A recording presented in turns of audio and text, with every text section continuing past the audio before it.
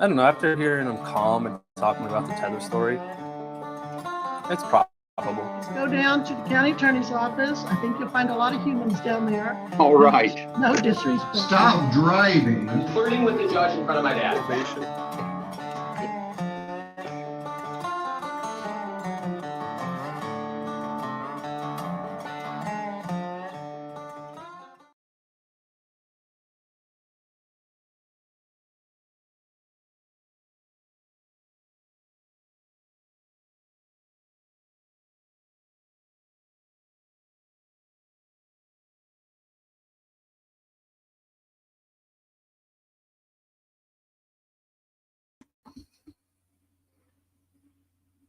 You got to start it off right.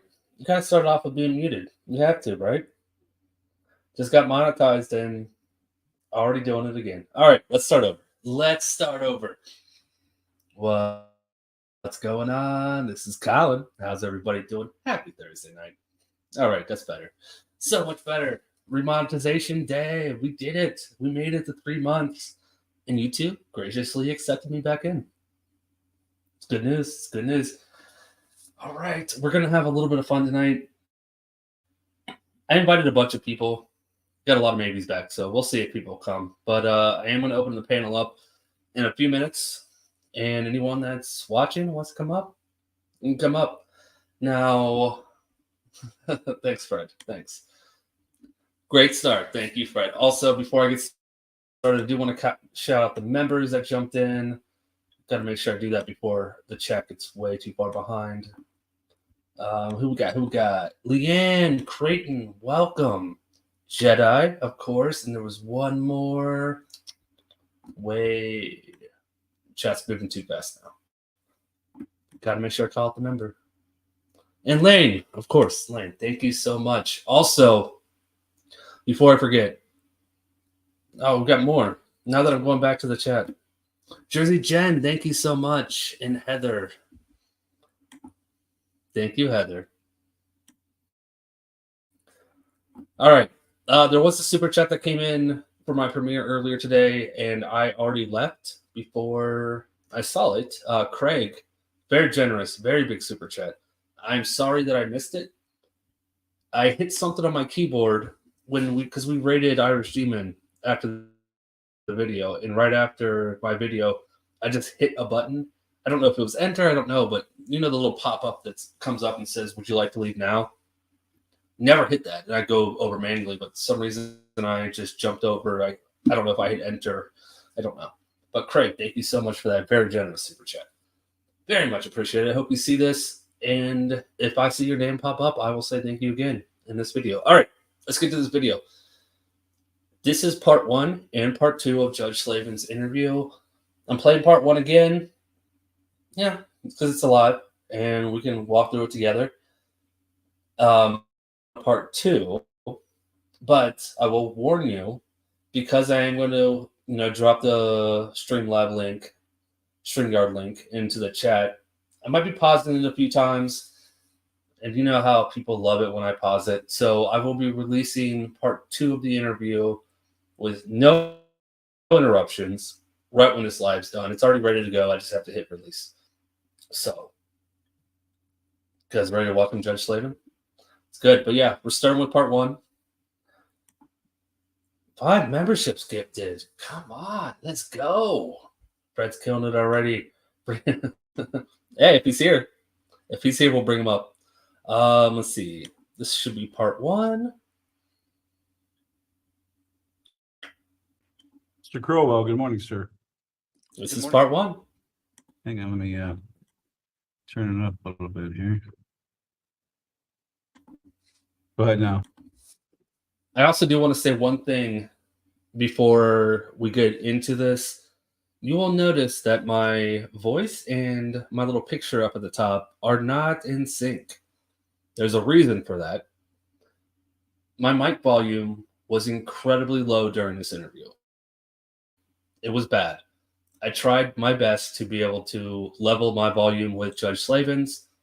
Every attempt I had a really loud crackling noise behind me. So this is why it's taking so long to bring these out, is I have to go listen to what I said and do my best to put my voiceover on the questions. So now you know why. No. Thanks, Smurf. I wanted to show him the respect that being in, I was interviewing a judge, so I wanted to show the position respect. All right, now let's go. Good morning. Yep, that's a little bit better. Well, thanks for waiting. No, thank you for taking the time to do this. I know you're on the bench and it's probably a busy Monday. Yeah, I don't have my next case is until 12:30, so the local prosecutor's office can only send one prosecutor, so they can't get here till the afternoon for my cases. So all right, so I just let them in the afternoon, whatever. But all right, well, that works for me. I set this up for about 15 to 20 minutes because I didn't know how much time you had. Not a problem. Awesome. First and foremost, it's really nice to meet you. My name is Colin. You as well. I do want to let you know that I am recording this, and once I'm finished recording after this interview, I will edit this video and I will send it to you to make sure you're okay with it before I release it.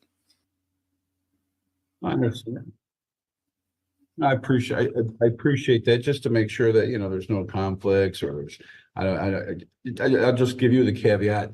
I obviously, under my ethical rules, can't comment on any ongoing cases. Other than that, I'm pretty much an open book. I have no problem telling people how I think about things. So, well, that's great. The reason why I asked for this interview is you're one of mine and my community's favorite judges to watch. We love watching you on YouTube. Well, a lot of people have, and I've been doing this before YouTube was going on. There was YouTube, there was still YouTube, but we weren't live streaming cases. But when I come in and I do a case, especially in small claims, because small claims has no attorneys, just for example, by way of example, I like to make sure that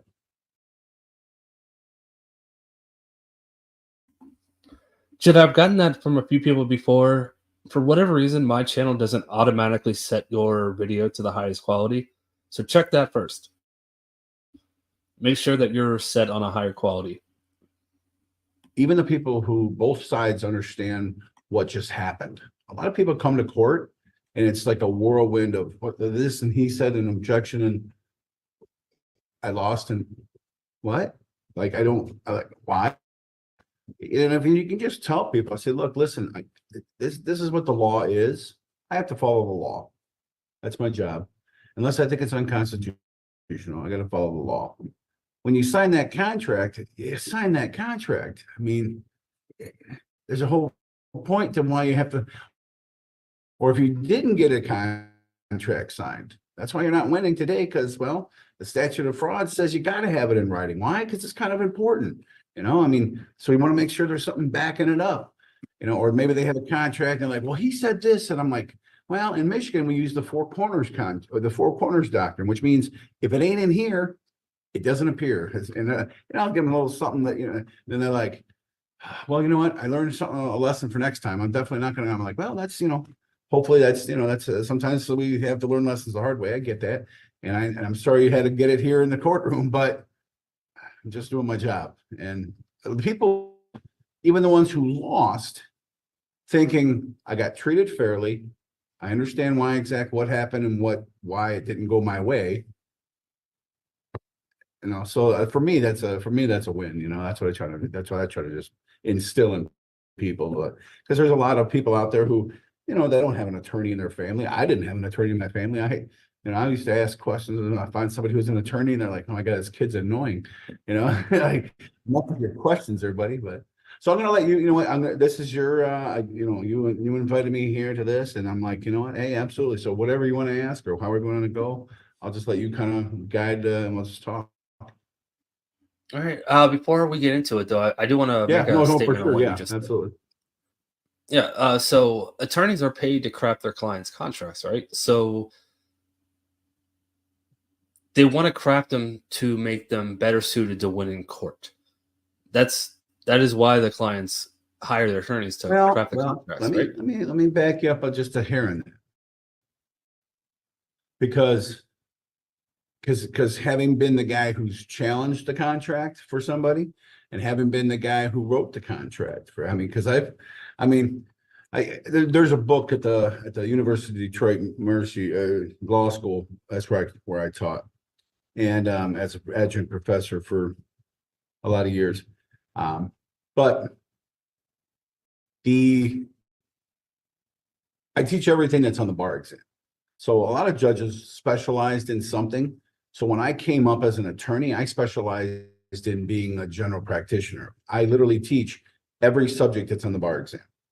So when someone comes in here, or an attorney, or even a litigant who's like, well, you know what, the law is this and that. And I'm like, well, actually, it just changed like 3 weeks ago. There's a new case. Like, I was constantly, because I wrote a book about it. So, and I would tutor people privately, even for the bar exam. I would do bar exam appeals. So I had to be this up to the date Barbary. I'm not sure if you're familiar with Barbary. It's a prep system. They asked me quite a few times, a couple times, to be, hey, will you come work for us, be one of our lecturers? I'm like, yeah, no. Because they're just commercialized. They just want to get people's money, and I'm not about that. Like, every single person I ever tutored passed the bar exam. There was nobody who didn't. And so, because learning is it's fluid. Everybody learns differently. Like, and I can come up with, I'm kind of like a teaching, I don't want to say savant, because that's just very egotistical, but like, I can put myself into other people's shoes. I can get inside their head the way they think, and then explain it to them in a way that makes sense to them. And then they're like, really? That's how it is? I'm like, yeah, that's really just how it is. Oh my God, why didn't they just say that in the first place? I'm like, well, yeah, So when it comes to the contracts, a good attorney who's drafting a contract isn't trying to draft it so that they win automatically. They're just going off of all the problems that have ever presented themselves through case law. Every single case that you read is basically just a problem. It's a situation that came up, and then how did the court deal with it? So now that becomes precedent. Well, if that becomes precedent, I'm just going to make sure that my client doesn't stumble over that same brick. I'm just going to make sure that that brick is in place, locked down, cemented in, and it's nice and smooth. So when they go walking down that contractual path, they're not going to trip on anything. So it's basically, they're just making it less litigious.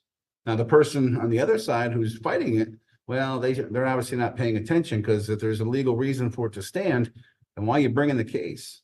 Then that means the attorney on the other side just is trying to make some money. That's one of the things. All my buddies from law school, they would always call me and be like, hey, I got a case about this and that. What do you think? And I'm like, I'll do this, file a motion for that. But like, a lot of my clients would call, and they'd be like, hey, I want to change my will. I'm like, yeah, what's up? Yeah, that grandkid of mine, this and that and the other. And I'm like, hey, and they're like, can you rewrite the will? I'm like, is that all you want to change? Just that? Well, yeah. I go grab your will. Go right to that spot, grab a pen. Ready? It's called a holographic codicil. In Michigan, you can just go ahead and change it in your own hand, but it's got to be in your own handwriting. You got to make sure you sign and date it, and then on the bottom say, I made this change specifically up top where I initialed on this date. And they're like, that counts? I'm like, absolutely, 100%. Well, how much is that gonna? Nothing. I'm not gonna charge you for that. Yeah, it really took 5 minutes. So my buddies would all be like, dude, you waste so much money you could be making on all that. I'm like, no, but it's not. But that's why I don't advertise, because people will call me and then they refer their friends and family, because they know that, listen, it's like having a mechanic. If you know a mechanic and he's your guy, why is he your guy? Because he doesn't screw you over. He gives it to you straight up. He says, dude, your rack of pinion's totally trash. You're gonna have to replace this. The best that I can do for you is this, and I can have it done on Monday. And you know what? That's how much he charges. And when you get there, that's exactly, there's no more cost, or oh, wait a minute, it's an extra 100 or nope. And he gets it to you on that day. And so you know what? There's a sense of trust. There's a sense of accomplishment. There's a sense of doing the right thing, doing your job, doing what you agree to do. And as an attorney, that's what I always wanted to do. But now as a judge, I got one thing. And what is that? My oath to the Constitution. And that's to make sure everybody gets due process and that everybody understands kind of what just happened. And so I'll explain it to them. And so, I like, because people always find it interesting how people will phrase things based on, like, are you an attorney or do you practice law, or did you ever have a bad experience with an attorney? Jedi, you just made that sound so much worse than that conversation actually was. Thank you for that. Oh, you're asking me. No. Yeah, that's Yeah. good. Yeah. Sorry. I've never had a bad experience with an attorney. The few experiences I have in my life, I haven't had any bad experiences. Very few experiences though, so I count myself lucky. But no, all of my bad experiences come from just watching court, and those are just opinion based on what I watch. So no bad experiences. Yeah, I'm a programmer. That's what I do, and I keep the legal profession up to the legal professionals. Right. No, yeah, and that's cool. That's cool. So computer programming, Yeah. All right, awesome. That's incredible, and thank you, because there's so many people don't realize how many things come from guys like you who make things work. They just click the button. They're like, "Yay," but they don't know how it gets there. And wow, yeah. So kudos to you. Thank you for everything that you do in your day job. So any other questions or any I don't know what to. I do have questions. Pseudo, that was you. That was not me. That was you.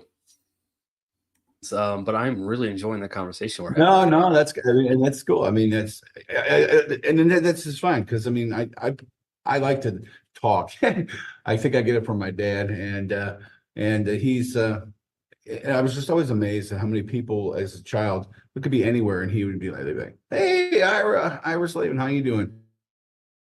And I'm like, we're like 3 hours away from our home up north somewhere in upper Michigan. I'm like, how do you know somebody here? And it was just because he would just talk to people, listen to their stories, share stories, talk. And he was very involved in the Masons and things like that and whatnot, and a bunch of other things. And it's about talking to people. So like, I know you got questions and things like that, but I don't know. I can just sit here and chat, ask you questions, just kind of chat. Yeah, I know. I mean, about anything and everything. So, where exactly are you're located in? I'm in Dayton, Ohio right now. Okay. I am from Cincinnati. I grew up there. I went to the University of Cincinnati. Okay. So I'm a Bearcat. I'm not a Buckeye. I just want to make that clear. I am worried about interviewing a judge from No, Michigan. that's fine. That's fine. Was it Luke Fickle still? No, he went to Wisconsin. Year, yeah. Oh wait a minute, that's why Wisconsin's not doing too well. He's got a bigger mouth. He's got a bigger mouth than he does a playbook. So anyway, but no, we'll get no comment. We'll get the football. No comment. But since my boys in blue are playing for the national championship tonight. That is awesome, by the way. Congratulations to Michigan. I have no bone in this fight, so I always root for the team that has the best chance of winning, or what the game means more to. But yeah, like I said, I have no bone to pick in the fight between Ohio State and Michigan. I know I messed up that saying. It's no dog in the fight. Someone called me out in the comments. I messed up the saying, but you know what? Judge still got it. Shane, thank you so much for the membership. I appreciate it. Stay out of it. Makes sense. All right, so on to the next question. I do want to ask you about your undergrad degrees in sociology and psychology. Do you think that helps you on the bench? Yeah. It's kind of a unique approach, right? I was kind of pre-med, pre-law. So I got two 4-year degrees in 5 years. I had to take like 21 credit hours a semester, and I did have to have them sign off on some stuff. Because they're like, well, you can't take that many classes. I'm like, yeah, I'll be good. Don't worry about it. And I did have one professor give me an A-, which kind of wrecked my grade point. So it's how you think, so I had like a 3.8 or whatever. And I'm like, well, thanks, bud. So it was when I was, let's see, What drew me towards the law was two things.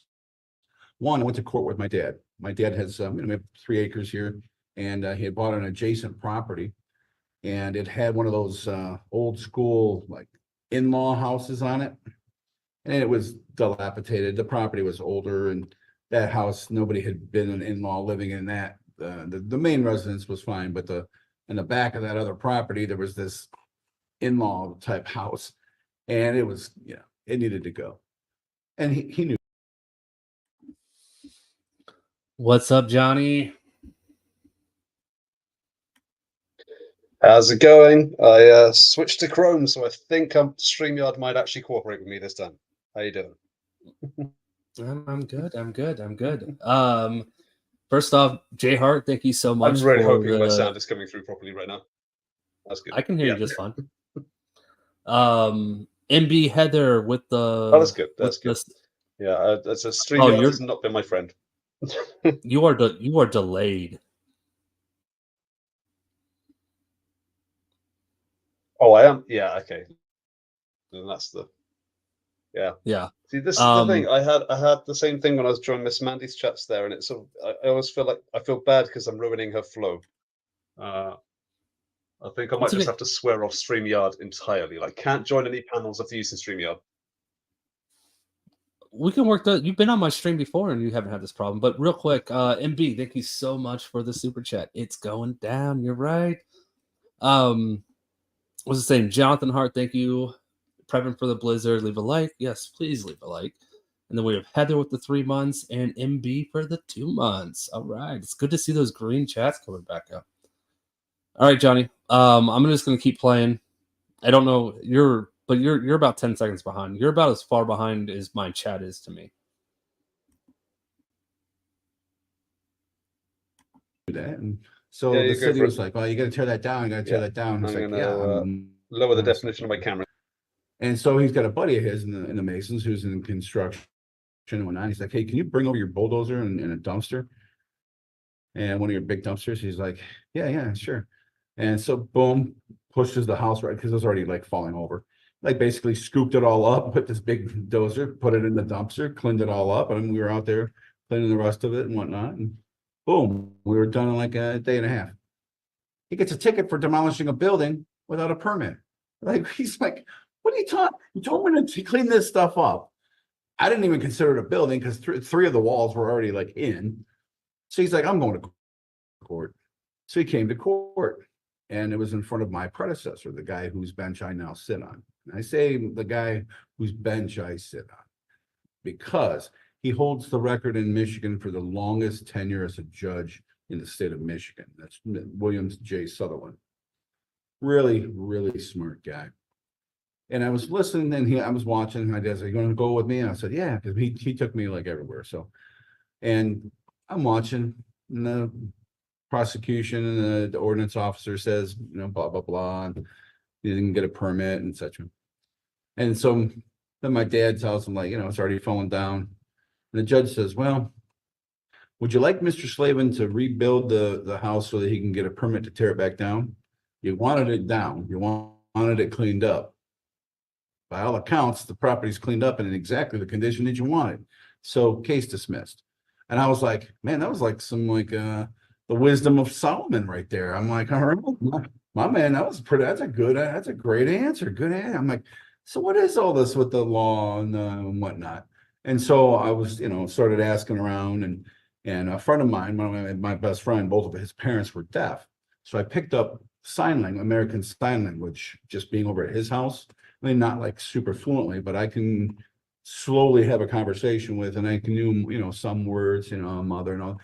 Beautiful. I mean, I know some of the full words and I definitely know the alphabet. And so I thought, my dad says, "Well, what do you want to be when you get older?" I said, "I'm going to be an attorney for the hearing impaired." And he was like, "Okay." So he started, like looking to see like, what schools he wanted to send me to and things like that, as far as like, what kind of curriculum and things. But I had always had a love for science. I love science. And when I graduated from high school, I think I had like all my extracurriculars were science.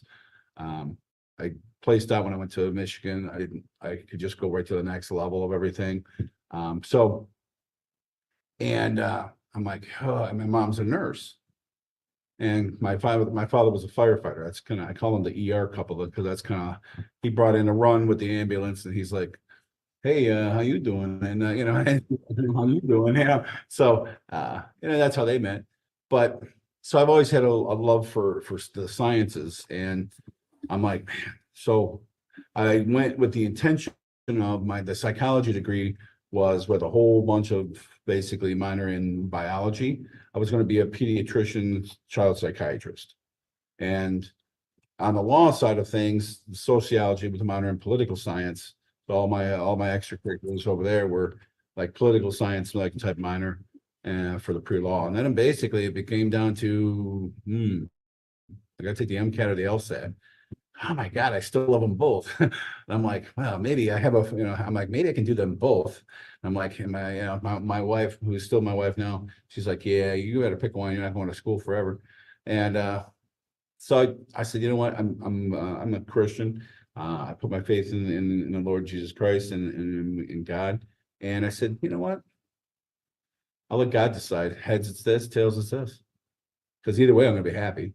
And here I am. So That's great. Thank you. We just heard your origin story. yeah, man. I don't think Marvel's going to make or DC is going to make anything on. And if I have to choose one or the other, I'll choose Marvel because they do better at the movies. But so that's funny. But look at you. You're already wearing your robe. You can just flip it over your shoulders and make a cape. You're already a superhero, right? Actually, you know, it's funny you say that because my wife calls. She goes, "You're going to bring your cape?" She always calls me, yeah. So, but. But you do have 2 4-year degrees, bachelor's in sociology and psychology. Do you think that helps you on the bench, though? It's a unique approach. You have undergrad degrees in understanding people. Does that help you on the bench? Yeah, I mean, all right. I know I asked the same question, but he didn't really answer it the first time. So that's why I asked the second time. Johnny, are you connecting to StreamYard through OBS? Because I noticed you have the little ticker going across. No. Yeah, I've got the camera. I'm using a virtual camera to create that, but I'm not connecting to StreamYard through OBS. It's through the browser. Oh, okay. All right. I'm creating a virtual camera with OBS. All right. I wonder if that might be part of the problem, though. If you're creating a virtual camera through OBS Let's see what happens using if I that. kill it. Well, This actually sounded a little bit better. You don't sound way too far behind. let's see what happens. Then.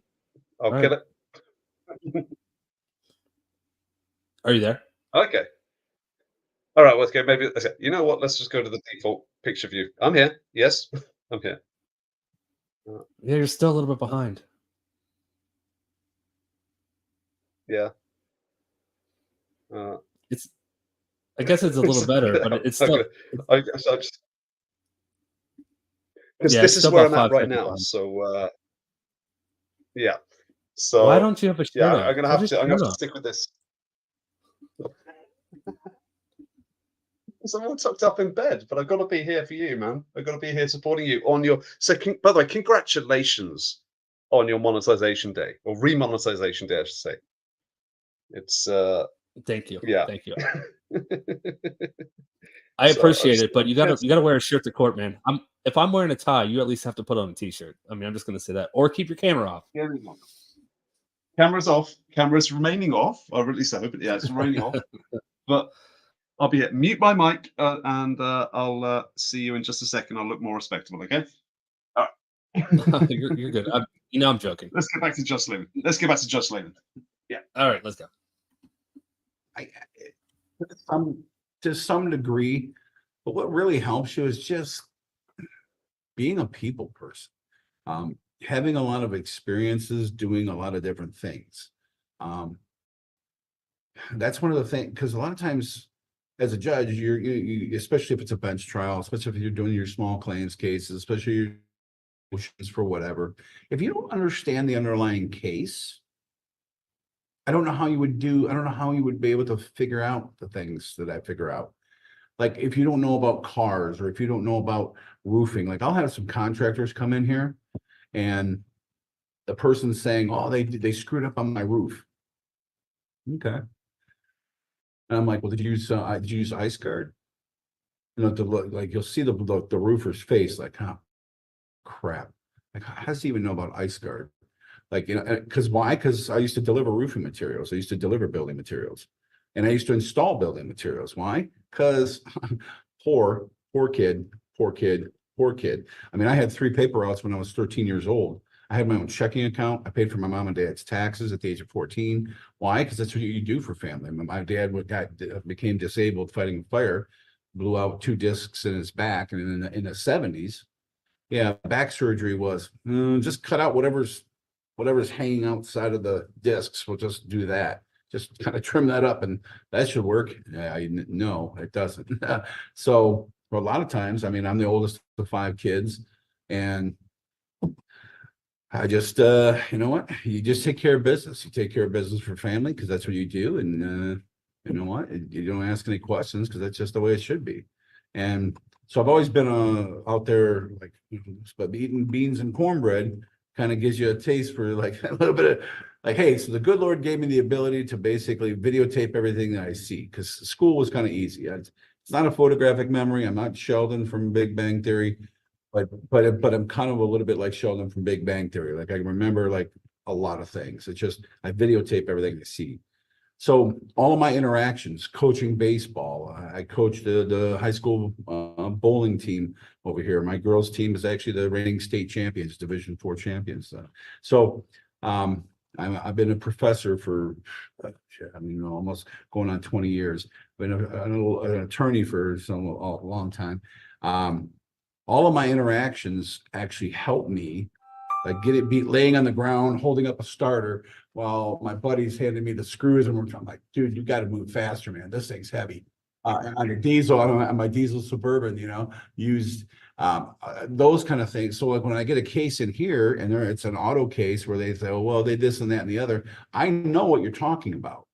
Because I've been underneath the car trying to fix it. I've been on top of a roof putting down shingles. I know. So like, and I've dealt with people in all those different industries.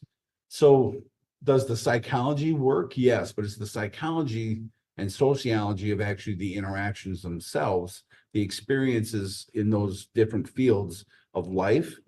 You know what? There's a whole lot of different pies and cakes. Put your finger in each one and just be like, get a taste test. Like, okay. So you know what you see. So I couldn't imagine being like totally clueless about cars. Like, dude, you're using a bunch of words I don't even know, and I'm supposed to be the guy who's the question, a fat guy. That would be hard. I guess. So I don't who is in that situation. But it makes it really nice when I'm doing cases because I can do them quickly and efficiently and ask all the right questions. Because you don't know and it's not that you don't know, but you don't know that you don't know. So you don't even know what questions to ask on certain times. So it's, yes, the sociology. I mean, I'm not going to be like, in this situation, Durkheim clearly stated that people have life chances, and you just didn't have a lot of life chances coming into this contract, buddy. You grew up in I'm not going to get into, that kind of a discussion on anybody, but I understand that. I guess it helps me have a better understanding when people come in with fines and costs, and I have to assess fines and costs, and it's on a larceny case. And if you are somebody from a rich, affluent family, and you got a job, and you're just stealing lipstick or whatever it is, or a CD just to be like, oh, watch me do this, man. Just to be, a little punk ass, then you know what? Hey, punk ass, welcome to the real world. But if you're stealing baby formula because that's what your baby needs and you just simply can't afford it, and I'm not saying because I am not a bleeding heart liberal, trust me, but I understand the situation better. I can fully take into consideration that, yeah, I get it. There's certain people are born with certain life chances. I wasn't, but I don't want to hear it. I don't want to hear you crying about it. Because if you ain't trying to fix it, if you ain't trying to change it, George Bernard Shaw said, people are always blaming their circumstances for who they are. But the real people who get on in this world, and this is a rough paraphrase, people who really get on in this world are the people who look for the circumstances that they want. And if they can't find them, they make them. Hey, grew up eating beans and cornbread, sitting on the bench now. Don't want to hear it. Now, did I have the rare lucky that, you know, God said, hey, I'm going to give you zero luck. I don't get into 50-50s or buy ticket raffle tickets because I never win. I'll never win. But he's like, look, I'm going to give you an IQ that'll help you out. You'll be all right. So here you go. And do you try to use it? I mean, you're a smart guy. You understand the computers. Something got you sparked into like computer sciences and and programming and things like that. And that's awesome. And you know, for me, I had a whole bunch of buddies who were in that.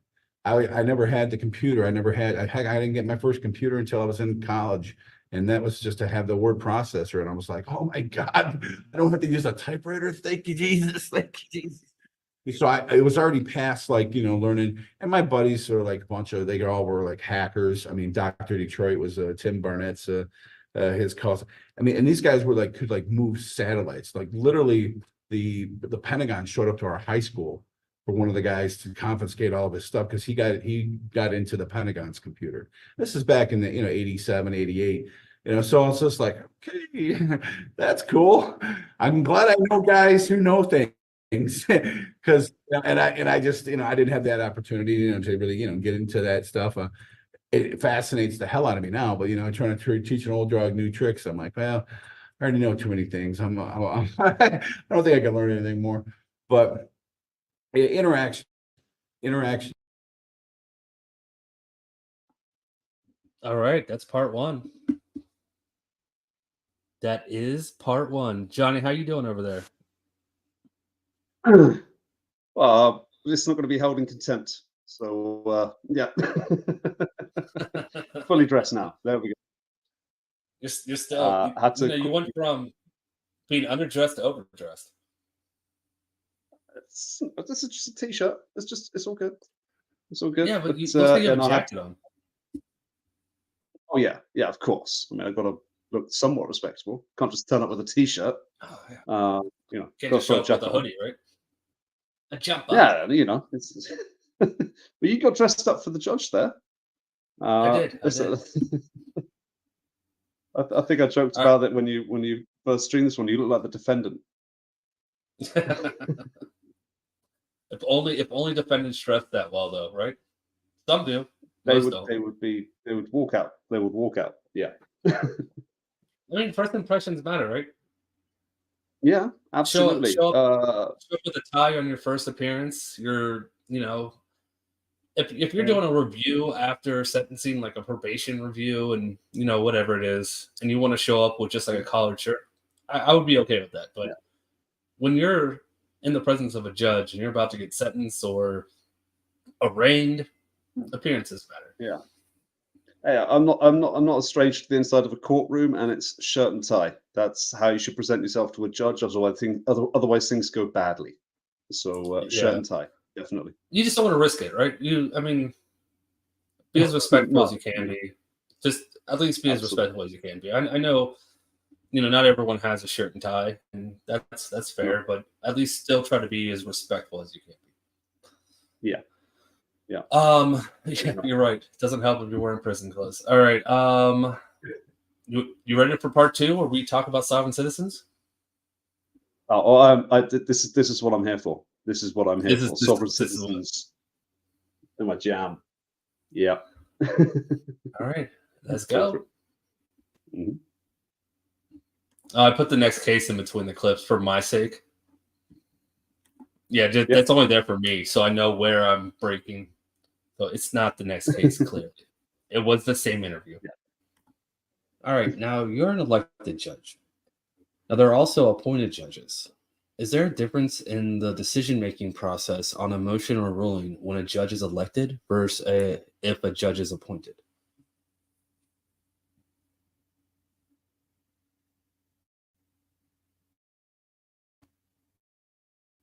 No, and if you mean, and I'll just expand that a little bit too, like, you know, like on a federal bench, why do they get appointed for life?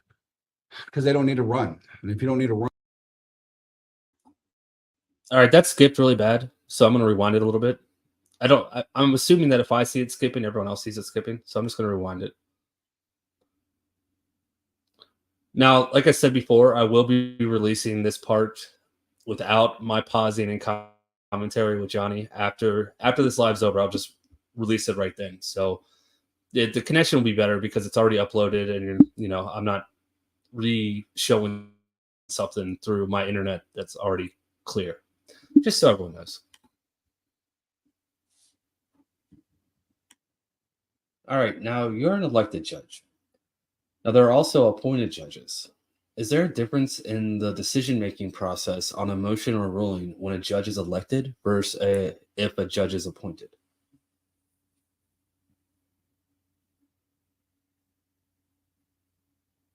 No, and if you mean, and I'll just expand that a little bit to like on a federal bench, why do they get appointed for life? Because they don't need to run. And if you don't need to run, you don't need PAC money. You don't need donations. You don't need any of that.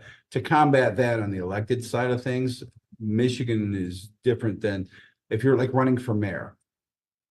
You could have when Mayor Coleman Young of the city of Detroit, when he retired, he had like, I remember because I was a younger man, it was like 1 point something million in his campaign chest. Judges don't have campaign chests.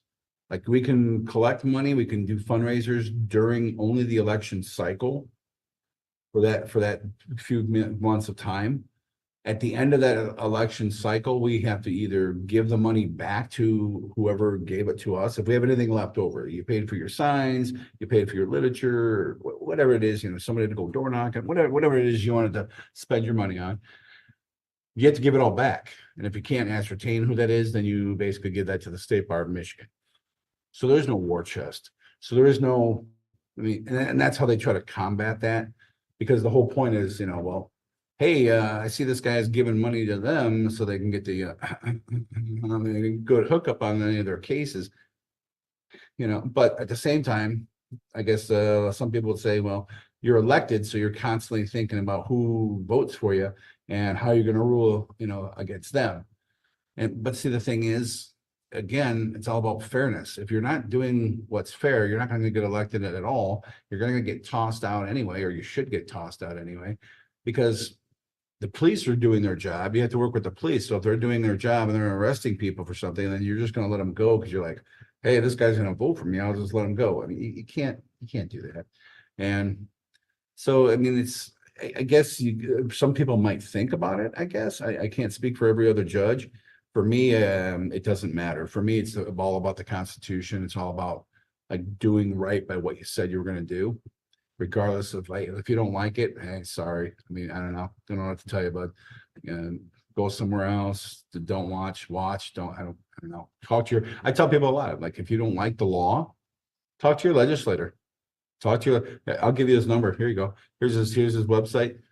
Send him a letter, write him a letter, tell him, say, hey, can we get this law changed on, landlord tenant cases or whatever the case may be, because I can't do anything about it. All I can do is follow the law. So if it comes down in your favor, good for you. If it doesn't come down in your favor, I'm going to explain to you why it didn't.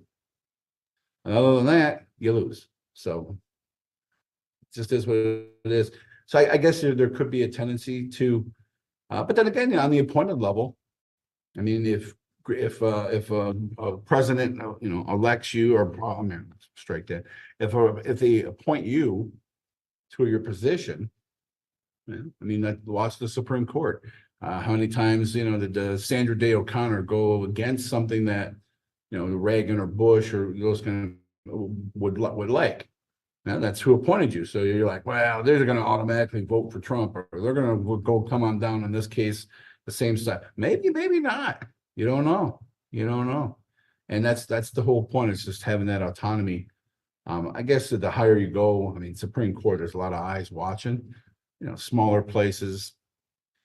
That's why I enjoy that you do what you do, because Benjamin Franklin was asked, sir, what sort of form of government did you give us? A republic, ma'am, if you can keep it.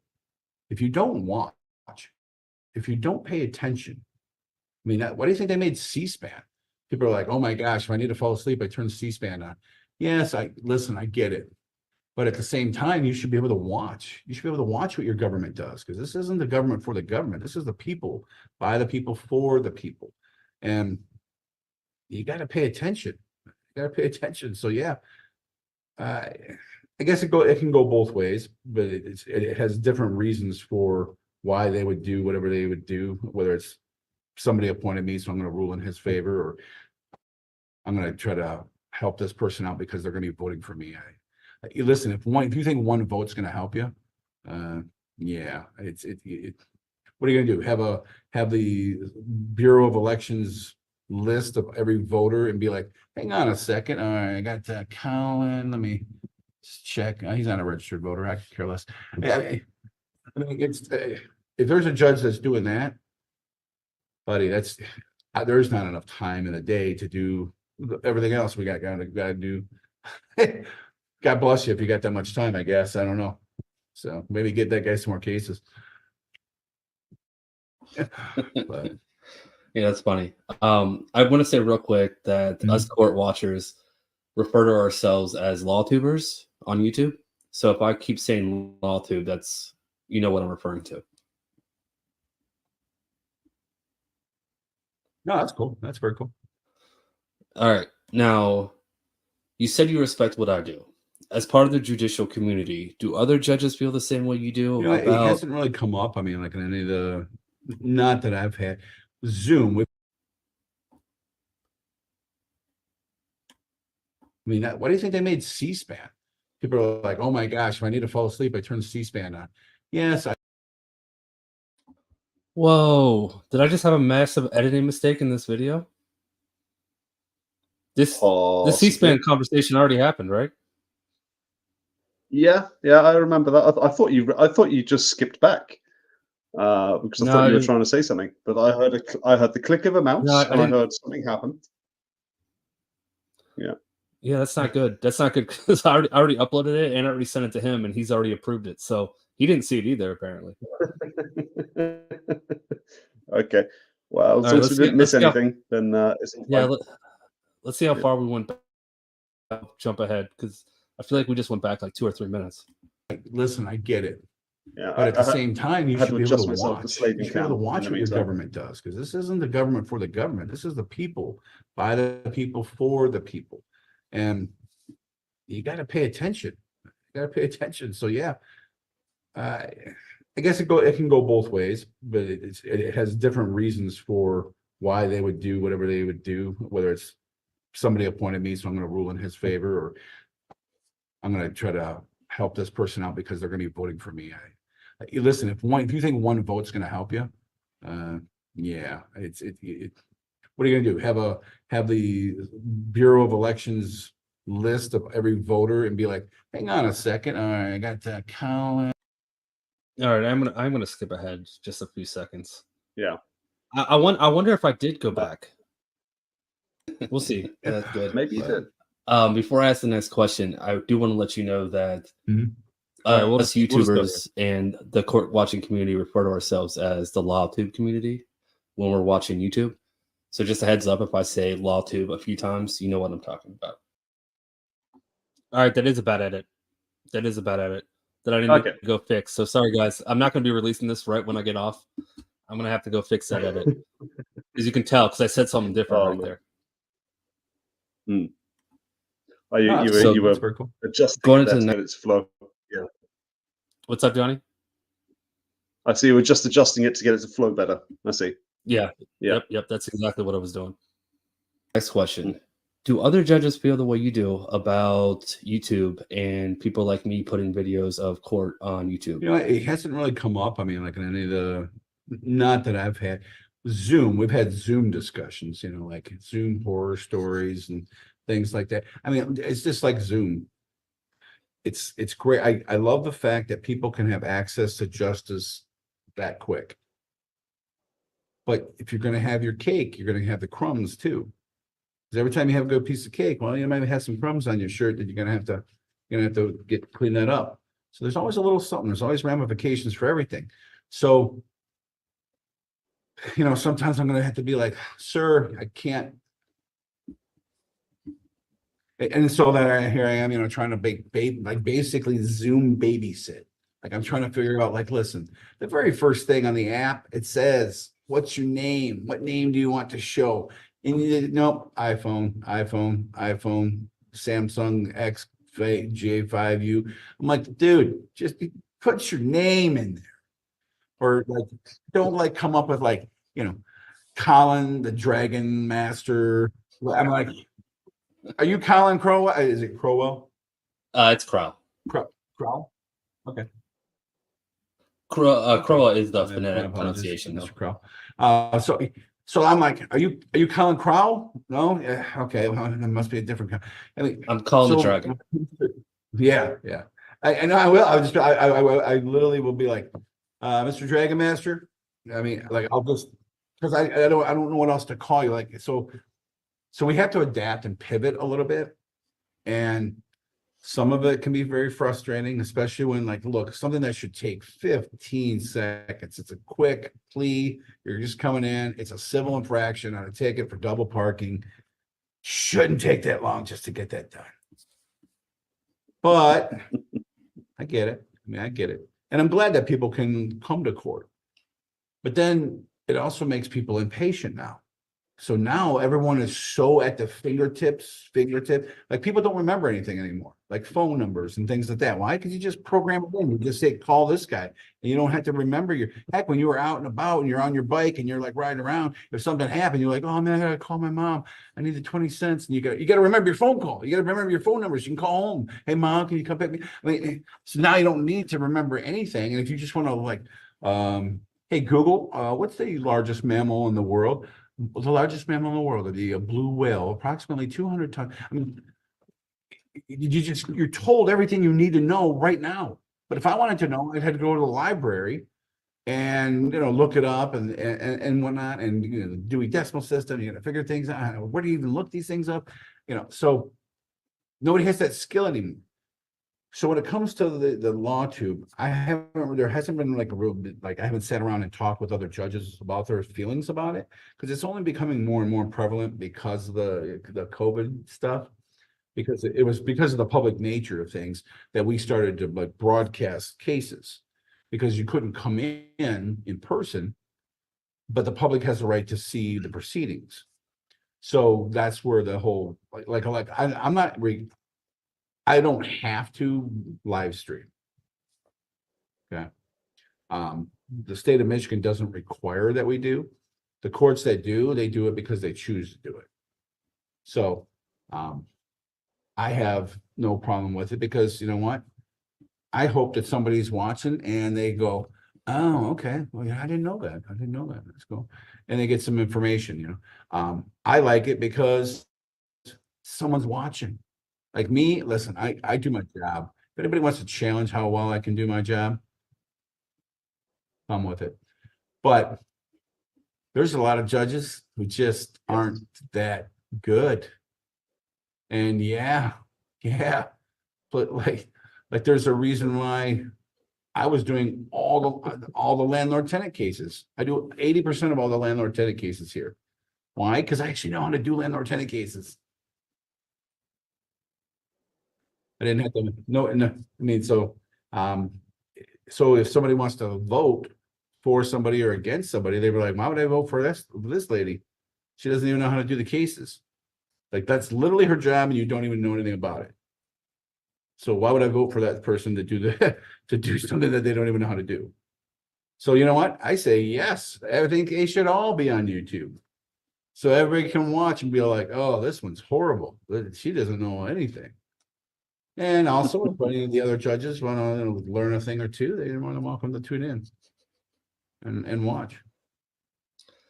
So, Johnny, you like my new name? Do you like mine? I saw yours. I didn't look at yours. I was waiting for people in the chat to catch on that I changed mine. I didn't even notice you changed yours. That's good. Yeah, That's they good. missed Like it. They missed it. All right. So great minds. Yeah, exactly. That's good. That's good. I do think that this is where sovereign citizens come in. So I know that's what you're here for. It's a giant, it's like a 20-minute, 25-minute discussion, but it might change your opinion on how you feel about sovereign citizens by what it might. It might, It might. but you've seen part of this. I might. sneak peeked this a little bit the other night. Yeah, I'm looking forward to seeing a little bit more of that. Yes, I've got my Slaven cam ready. I'm ready to do it. So yes. All right, let's go. All right. In your free time, do you watch other court channels or other law tubers? Oh, absolutely. I watch a lot of it. Yeah. I remember you responded to one of my videos Oh, yeah. about the Uber helicopter ride. I had to make sure. I had to double check. All right, real quick. I think I missed. I didn't give a shout out to Amanda. I saw Bob. Bob, welcome to what is it, the Cooligans? I already forgot what the name was. I didn't shout out Amanda earlier. Amanda, thank you so much. Bob, thank you. All right, had to make sure I didn't want to forget Amanda when I saw Bob's name came up. So if Amanda, if you got 2 shout outs, you got 2 shout outs. That was me. That was me. It was funny. Because no, I mean that's and you got to be careful because as long as I'm not making like if somebody wants to, as long as like a case is done or it's like something like that where it has no bearing on like who wins or anything like that, and it's not an ongoing case because I can't obviously comment on an ongoing case, and I never would, but it's funny because there's when we talked about that and the helicopter Uber, there just recently was, where did I see this? A drone, because I also like to keep up on like science news and things like that. A drone, like a one-man drone, where basically it's basically like a little mini droney helicopter-y thing that you can just jump into and like boom, take it to work. And I'm like, all right. I remember a few years ago reading a story about a guy who had a one-man gyroscope type thing. Yeah. And he was flying around Washington, D.C. and actually crash landed on the White House lawn. Now, that's ballsy. I don't know why you'd want to be flying around the D.C. area. Yeah, just you know what? Yeah, you're gonna get shot down by some F-18. I mean, F-18 Hornets. You got to trust. That's trust, though. That's trust. Because if you don't trust that machine, you're going to put yourself 100 feet up in the air, 200 feet up in the air, 300 feet up in the air. Buddy, you better have a parachute or have some kind of like one of those flying squirrel suits, something that you can just get out there and Rocky the Bullwinkle that stuff. I'll just take my robe with me at least to try to like grab some air. Anything. You can turn your robe into a cape. No, for sure. Or at least one of those flying suits if you get it big enough.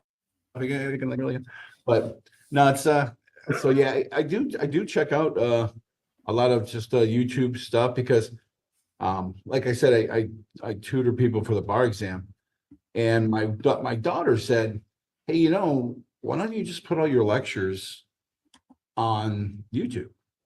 And I'm like, for free? Like, why? I'm like, you realize I get paid, she's like, no, I get that, but if there's one student who you tutor, okay. But what if there's like 10,000 people who want to watch it? Every time someone watches it, then you can get money from YouTube. And I'm like, So that kind of got me interested in like just like checking things out, like what's out there. And yeah, there are some people who like, I guess not tutor, but they like talk about like whatever. And I was like, oh my God, I'm going to fall asleep. I'm like, that's horrible. Like my lectures, and when I would teach, and then the class I would teach that I teach at the law school was the Michigan Bar Prep class. So basically every week we're going to go through everything you need to know about criminal law, everything you need to know about criminal procedure, everything you need to know about, constitutional law. And I would have students come up to me afterwards and go, I just learned more about constitutional law in the last hour and a half than I did with an entire semester with Professor so-and-so. And I'm like, well, I can't comment about Professor so-and-so, but they're like, can you teach all the first year classes? And I'm like, hey, you know what? If somebody asked me to, I would. I mean, we're going to have to talk about, how that gets monetized. But yeah, sure. I got no problem with it. I like it. because you got to make it interesting. You got to make it like, and like boil it down into like terms that make sense and explain like what's going on. And sometimes there's like little catchy things that you can do, you know, about, you know, like how to remember things. But yeah, so what you do gives people a chance to look at, one, they're watching their government, because you got to pay attention, people. You got to pay attention. These are elected individuals all across the different states. Some are appointed, some are not. You got to be watching, and even if they're not, you can impeach. You can move to impeach people if you're not doing their job right. Two, you can learn something. You can actually learn a little something just for your own sake. Like, hey, I mean, some of it's common sense. Hey, don't speed and you won't get a speeding ticket. Oh, what? What? No, that's how that works. Yeah, pretty much. Wear your seatbelt. You won't get a seatbelt ticket, you know. Hey, there you go. If you don't think you like seatbelt tickets and you want to be like, you know, I don't think so. We're not doing it. Then all right, hey, you know what? Then don't wear your seatbelt, man. You know, protest it all you want. But you might want to call your legislator and say, hey, I don't want to wear a seatbelt, bro. So if you want to make it some other, like maybe the insurance is different or whatever, but and actually they do. The statute is, if you're not wearing your seatbelt in Michigan, you automatically there's an automatic deduction of 15% of like what you can claim in damages. Why? Because you weren't wearing a seatbelt. So that like that seatbelt kind of like equates to 15% of damages or something. Whatever. So legislatures can do that kind of stuff. Right, and that's just it. So maybe you're watching a case and the person's like, well, I got damages for this. He hit me. I go, were you wearing your seatbelt? No. Oh, okay. Well, no, that's going to change things. So maybe somebody hears that and they're like, oh, you know what? I really don't like wearing a seatbelt, but if I get injured and it wasn't my fault, to know that my damages might get reduced because I wasn't wearing my seatbelt. You know what? Maybe I'll put it on just for that fact. Okay, I mean, whatever. So I like that you guys bring it to the forefront. What's going on in courts? What are some of the talking points in courts? What things are actually misnomers, like the sovereign citizen type stuff? I was just about to start asking about I mean, listen, but see, here's the thing, because I have studied every single thing there is about any of that. Why? Because back when I was an attorney, I had somebody who sued my client, and they sued my client, and we, you know, filed a response brief and etc. and a counterclaim. And part of the counterclaim was that that individual had given my client a venereal disease in violation of Michigan Health Code. So I brought that claim. He brought he basically tried to complain and say, oh, you're defaming me. So then he filed another suit for defamation. And I had to basically file a motion for summary disposition, which is basically, look, you're stating something that you can't even win on. It's like there is no legal recourse for you here, because I have to plead that. In order for me to make a case, I have to say the words. I got to say what happened. And part of what we're alleging is you had a venereal disease, you slept with her, you didn't tell her. Ta-da! That's why we're here. And so, oh, you're telling people I have a venereal disease. Oh, that's defamation per se. And I'm like, but it's not, because I have absolute immunity while I'm pleading, because I have to.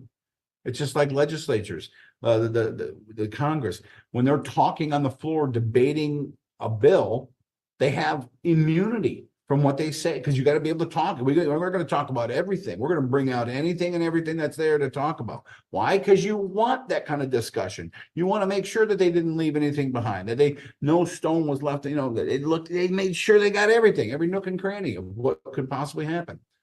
So it's just when these people come up with this stuff, part of his request was for, how many was it? 16 million doubloons, Spanish doubloons. And under the Queen's law of 16 something or other. And I'm like, what are you talking about? But the problem is, sometimes such things are not correct, but used to be. And sometimes things are taken just slightly twisted out of context, like the right to travel. I'm like, oh my God, you have a right to travel, yes, but you can't use the little gyroscope thing and land on the White House because you can't do that. You need a permit. You're gonna need a license for like airplanes. Why? I don't know. Airplanes can fall out of the sky and kill people. Cars can kill people. How many people die from cars? So you know what? At a minimum, it's the government's responsibility as a whole, and we've all given a little piece of our freedom, a little piece of our liberty to the government to hold on to, not to take, but to hold on to watch for all of us. Like, hey, can you just go ahead and monitor like who knows how to drive and who's good? Because I don't want to be driving next to the guy who's clueless and doesn't have a clue, who's just going to be like, I'm just going to run into this guy. Is it like bumper cars? We can do that. No, you can't do that. No, Carl, no, you can't do that. No, you can't just run me off the road because you needed to get over. Well, I really needed to get over, and he was in my way. So I figured, well, hey, he's here and I'm here. So no, you can't do that. We need someone to check that stuff. And you have a right to travel. You can walk anywhere you want to. There you go. Like I told one before, Forrest Gump yourself all across the country because you can. Go ahead. All right, I gotta pause it right there. That was that was the thumbnail of my video. You can Forrest Gump yourself across the country if you want. Oh, I love that he brought that back. I love it. Yeah. Oh, big and ready. And the chat seems to be very, very happy. Oh, the chat is very happy to hear the word doubloons. And Doubloons. as a true pirate, I approve. I think we should all start referring to currency in general as doubloons. Like when you're getting super chats, I know it comes up with the local currency, but it's going to be thank you very much for the 5 doubloons. You just got to do it.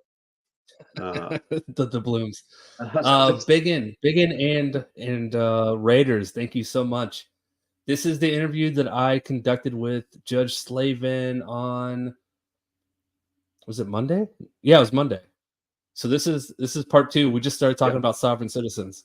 So you guys jumped in at the perfect part. Good to hear Judge Slaven tell us how he really feels about sovereign citizens. But thank you, everybody. Thank you, Big N. Thank you for the raid. Appreciate it as always. All right, let's go. No one's stopping you. Yeah. And I watch the videos for that too. I like to watch interactions between officers and people. Because sometimes people are going out there and they're poking the bear. They're intentionally poking the bear, like, look at me, so I can get my YouTube minutes on and whatnot. And I get that, but it doesn't negate the fact that you still have a right to do whatever it is you're doing. If you're walking down the street and you have an AR on your back, you're carrying it properly and not illegal, it's open carry, go ahead. But don't wonder when people start to watch and look, because they have the right to kind of say, hey, I pay my taxes. I'm calling the police because I don't know if this guy is legit or not. Now get it. 100 years ago, everybody carried. A lot of people carried. Why? Because that's what you do. So nobody thought anything of it. It's kind of like now, but back in the day, people with we'll say with any sort of physical abnormality, people will look. People are rude, but they're also inherently just curious because it's just different from what they're used to. So it draws their curiosity. It's the same as gawkers when there's a car accident on the road. They're just, I don't know, they want to look. I don't know what they're looking for. What are you looking for? Blood and guts? What is it you're looking for? And maybe I think a lot of it is they're trying to figure out what happened. Man, what just happened? I bet you that guy hit that guy because they're curious. They want like little detectives, like, check me out, I'm Sherlock Holmes. No, but that's why they look. So when people see something different or odd, they want to look. 100 years ago, they did the same thing. Nancy, I hope you're okay. Be safe getting to the hospital. I hope everything's fine. I hope everything's good. Yeah. Lots of love to you, Nancy.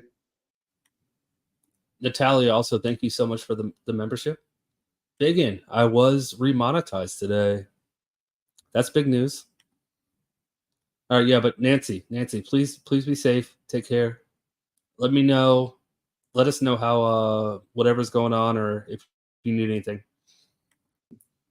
They're doing the same exact thing. Kids are mean. They say mean things to some other kids. You know, they've been doing that 100 years. It hasn't changed. Mary Ingalls was getting it. Young Sheldon's getting it. I mean, it's the same thing. That's why they're classic storytelling things that people can all relate to. But when it comes to these stories that they tell, some of it used to be partially correct. And so that's why sometimes a little bit of truth or a little bit of knowledge can be dangerous, because then they take it and then they're like, well, like, oh no, he's got a flag back here and it has a yellow fringe around it. Oh my gosh, that's the corporate United States.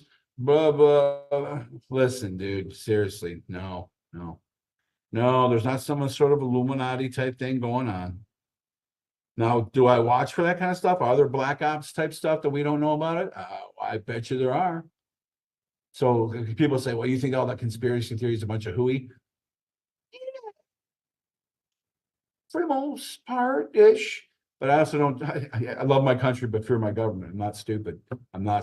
You try like, Thank you so much. Looking at legal stuff, I appreciate it. And yeah, I'm out of jail. I love that quote though. What he just said, and I don't want to misrepresent it, so I'm gonna just rewind it like a couple seconds. hooey.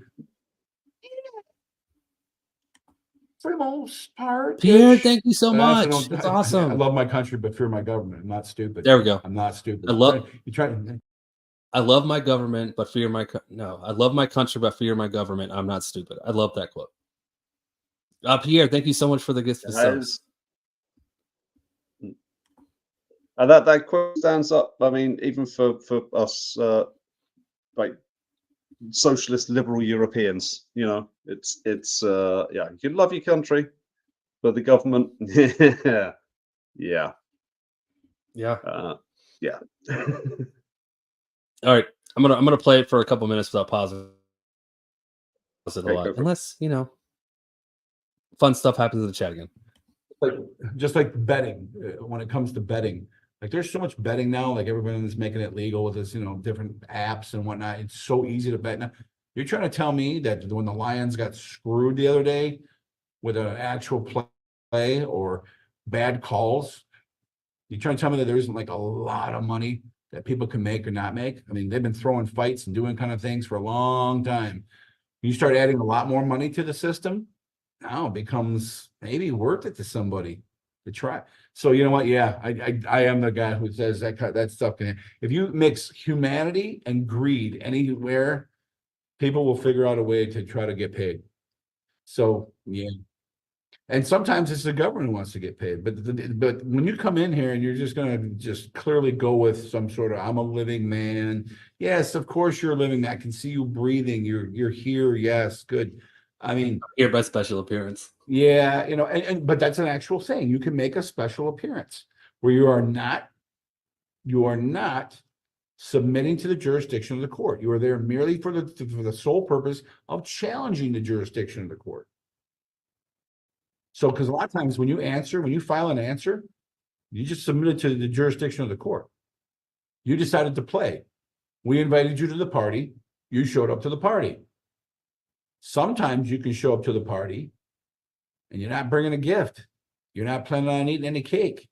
I was just coming to say, hey, thanks for the invite, but no. So you can file, you can come by special appearance to challenge the jurisdiction. The fact that, you know what, I'm just here to let you know you don't have any power to even bring this case against me. Because I get rid of cases sometimes for lack of jurisdiction. You come into my courtroom and you file a case over $25,000. I'm going to kick the case. Why? I don't have jurisdiction to make a determination about it unless it's a landlord-tenant case. So, and that's my job, is to know what jurisdiction there is and if I have jurisdiction over somebody. So when someone comes in there and they're like, well, you lack jurisdiction, you know what? Make a record. A lot of people are like, this judge is kind of like, man, he really lets this guy talk too much. No, I'm letting him make a record, because if there's something that because listen, maybe he's not as eloquent as somebody else. Maybe he knows what he wants to say, but he doesn't know how to get it out. I'm going to give you that opportunity. It is my job to give you a fair day in court, give you due process. And if it takes you a minute to make your argument, then I'm going to let you speak. But I'm going to make sure that once you're done, you got anything else? Nothing else? All right. Based on everything that I heard, no, we're still going. And here's why it's not going to work for you. And I'll just explain to them why it doesn't. So hopefully there's other people who wanted to think like, oh, you know what? I'm going to do that sovereign citizen thing, or I'm going to go with the, I'm a Moroccan citizen, and under the Treaty of Peace and Friendship of 1787, and I'm gonna declare this and that. I'm like, well, then if you know that, then you must know Congress's the Sundry Act of the 1824. They're like, well, what is that? And I'm like, well, Morocco that has the longest standing embassy of the United States embassy of anywhere in the world. And we've been trading with Morocco for a long time. That's why the Treaty of Peace and Friendship was first created. It's a real thing. And it's between the United States and Morocco, because that's where they used to pick up a lot of things and slaves. But there was also more. So who was selling those slaves? Morocco, an African nation, was selling. Wow, get that, right? So. All right, I didn't want to pause it, but I don't want the big raiders to be confused. I did interview Judge Slaven on Monday. It's about an hour and a half interview. I broke it up into 3 videos. First part is on my channel as a video. I actually played it in this live. So if you just rewind it, you'll see the first part of the video. This is the second part. We're talking about soft sits right now. But since I haven't paused, I'm going to say, Jojo, thanks for becoming a new member. And Stilla with the 5 gifted. Thank you. And welcome to all the new members. Did one just pop up? Johnny, I have a feeling that a lot of people don't know who you are. You want to give up just a quick introduction of who you are? I'll make it very, very quick as quick as I can, because you know how much I love to talk. So my name is Johnny May, and I've been sorry. Sorry. I was about to go into the full spiel. I've been sitting in Colin's chat for a little while, and over Irish Demons chat, and I've been around the other lawtubers there, and I just love the community. And so I've just been hanging out in the Discord and spreading some positivity. And is this where I'm supposed to plug my channel, or should I just let people discover it on their own? Go right ahead. Go right ahead. Yeah, okay. So I also made you a mod, so you can actually drop the link to your channel now. I will do that, but I might have to do that. I might have to ask one of the other mods to drop the link there, because I am scared of StreamYard because it's not cooperating with me. So I think that if I open up another tab with YouTube in it, then everything's going to fall apart. So if one of the other mods wants to drop the link to my channel in there, I'll do that. And I'll drop the link to my channel in the next stream that you do, because you know I'll be here always for you, Colin. I appreciate that, and I know you will. So, but yeah, I earlier today, so you can drop your own links now. You don't have to ask other mods to do it, but I understand you don't want to mess up your connection right now. That's why I don't have my video on right now. Is my internet is not doing well. You can see the video skipping, so I'm not even going to test it. Yeah, thank you, Carrie. Yeah. Thank you, Carrie. Carrie just dropped it. All right, let's finish talking about sovereign citizens. I promise I'm not going to pause it for a minute. So Johnny, no talking for a couple minutes. Some Navy people who were in the Navy, Moroccan Navy, their ship sank. One of the United States naval ships picked them up. They said, "Hey, can you take us back to Morocco? We're part of the Navy. Thanks, man. Peace and friendship." And they're like, yeah, sure.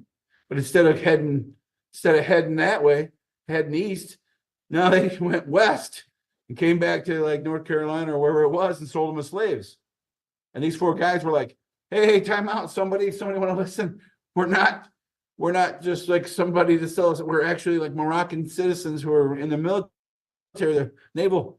And so they got away, went to Congress and said, hey, so they passed the Sundry Act that said any Moroccan citizen who's here in the United States will be treated exactly as a United States citizen.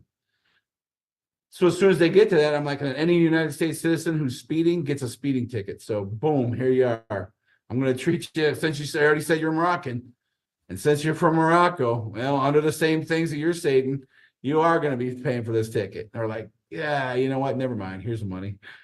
Yeah, I was speeding.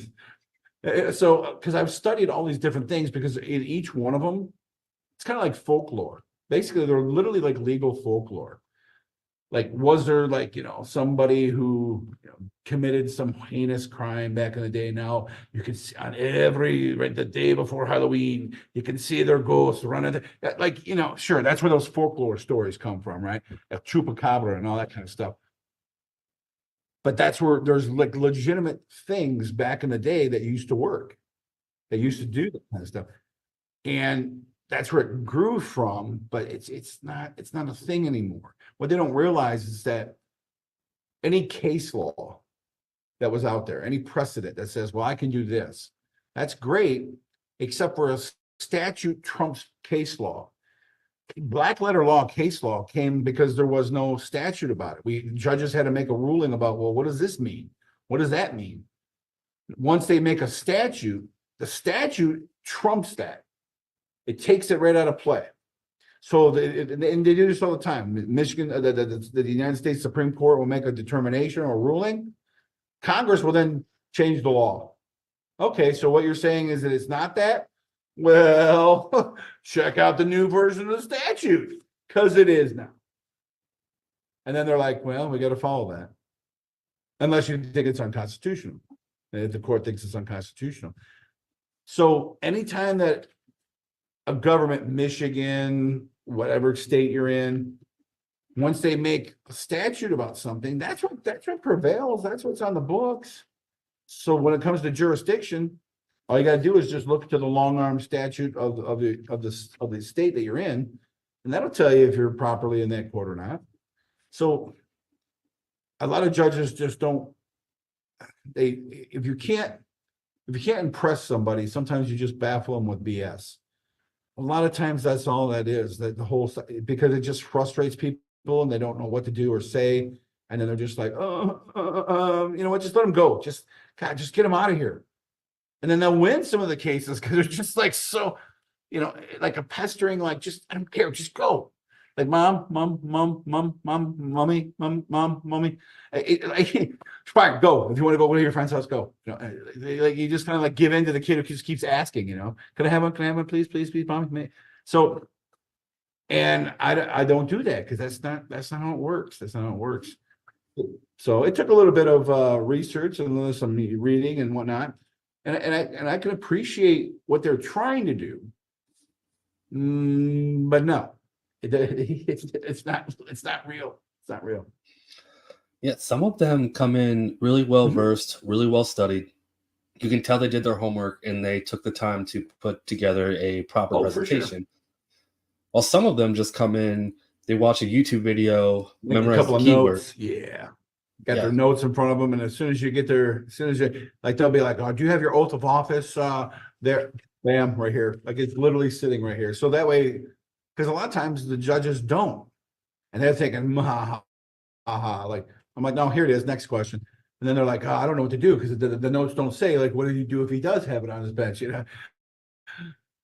So sure, they do, and it's kind of like, well, like in your field, computer sciences, there are some individuals who are out there who are amazing at hacking. But I've always thought like, man, you know what? Instead of like, I don't know, shutting down an entire store or stealing all these credit cards, or hey, couldn't you like invest your same amount of time to come up with like something like super cool that would be like useful for everybody? Then you could then maybe take the Shark Tank and like do something there, bro. I mean, so like, why are you wasting all your time and your smarts, your ability to argue? Here's an idea: just go to law school, man. Go to law school, bro. What are you doing? I mean, if you're that good at like, arguing and trying to use rational thought, then do that, man. Go. Because that's all it is Aristotelian logic. I mean, if A equals B and B equals C, then A equals C. Let's go. So go to law school. Just a kidder. There was so many times that I wanted to bring up white hat hackers to him. I don't know if you've noticed, he likes to talk, and by the time I got a chance to ask the next question, I didn't want to give him the opportunity to keep talking on the same point for 20 minutes because I had limited time. I could listen to him talk all day long, but I did have questions I want to get through. So yes, white hat hackers. I'm pretty sure he knows what those are, but he's looking at gray and black hat for sure. Also, we got some new members. Who we got? Who we got? Janet, Marie, and me. Oh, Mimi donated. Thank you, Marie. Not Marie. Sorry. Well, yes. Thank you, Marie and Janet, for becoming new members, and thank you, Mimi, for the gifted subs. And welcome to all the new members. Now I got to start doing some members only stuff again. Forgot what that means. Got to do stuff with members. Maybe I'll take Johnny without his shirt on and throw that out there. I want to make a member joke to that, but maybe it's not appropriate. Yeah, not appropriate. Not appropriate. All right, there's only. I don't want to get you demonetized that quickly. Yeah, I just got monetized again, man. No member jokes. There's only about 10 minutes left of this, Johnny. I think I'm gonna let it play out. I will pause. Actually, I'll pause it before the outro, so we can say bye to everybody. But I'll let it play the next 10 minutes. No more pausing. To everyone who joined, who doesn't like me pausing, I know, I understand. I will be putting this out as a video without Johnny and I's lovely faces on it. Without our love, well, you'll still get my lovely voice. You just won't get Johnny's lovely voice. But I will put this out as a video without the interruptions, so you can watch it in its entirety with a better internet connection and not skipping every other word. That will happen. It's actually probably not going to happen until tomorrow now because I found an edit mistake that I need to fix.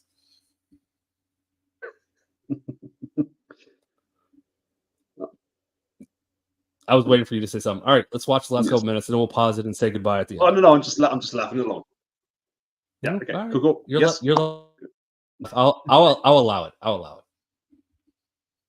All right, Go figure that out. I mean, why are you trying to come with this hobo, like half-assed, like thing that's not even real? I mean, whatever. I mean, if you want, try. But at the same time, sure. Like, for example, when I interned at the prosecutor's office when I was still in law school, Michigan had come up with the helmet law where you had to have a helmet if you were on a motorcycle. The problem is, it said that the definition of what constitutes a helmet would be done off of the basically the federal government's transportation department's DOT description of a helmet. But they failed to say what exactly a helmet was. So anybody, if you were wearing a hat, a baseball hat, well, according to a definition in Webster's, a helmet is anything that can protect your head that sits on your head that you wear. I'm not saying it's going to protect you well, but a baseball hat will protect you. Protects you from the sun, UV rays. That's a helmet. We had to dismiss those cases because there was not a legal definition for helmet. So those people, some people might be like, oh, you rebels, you sovereign citizens. No, they were right. And those cases got dismissed. It's that kind of thing that you need. You need someone to be pointing out, hey, your little system there is a little flawed.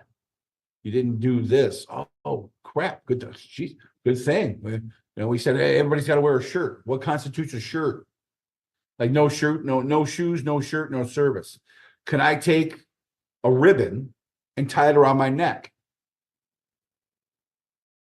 If you don't define what shirt is, it's the shortest shirt you heard of her, and then they're like, well, that's not really a shirt. You know, it's a ribbon. I'm like, have you ever heard of a crop top? What is a crop top?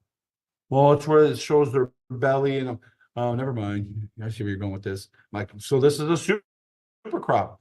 It's a super crop top. It's only 2 inches long, 2 inches tall. Because I'm just trying to show off my, and not that I'm going to, but yeah. So, and so there you go. So if I take a string and tie it around my foot, there's my shoe. And I get that you're trying to just be a smartass sometimes. And other people are just like, look, man, whatever, you know, I don't want to wear it. But I get it. And there's reasons why, but if you don't have legal, clear definitions, if you don't have people to challenge that, just basic regular people, then who will? And so, so I get, I'm not against the whole like sovereign citizen thing, because I am a sovereign citizen. I am my own free person. I should be able to think and do what I want to do, as long as my rights don't expand and start to interfere with other people's exercise of their rights. That's where the law is drawn. That's where the law has to step in. Society has to step in. We all have to agree that the government needs to monitor that line. Other than that, I'm laissez-faire. I'm a Jeffersonian conservative. Get out of my pocket, get out of my mind, get out of my backyard, stop, go. As long as I'm not interfering with other people's exercise of their rights, leave me alone. Don't tax me on it and that kind of stuff. Well,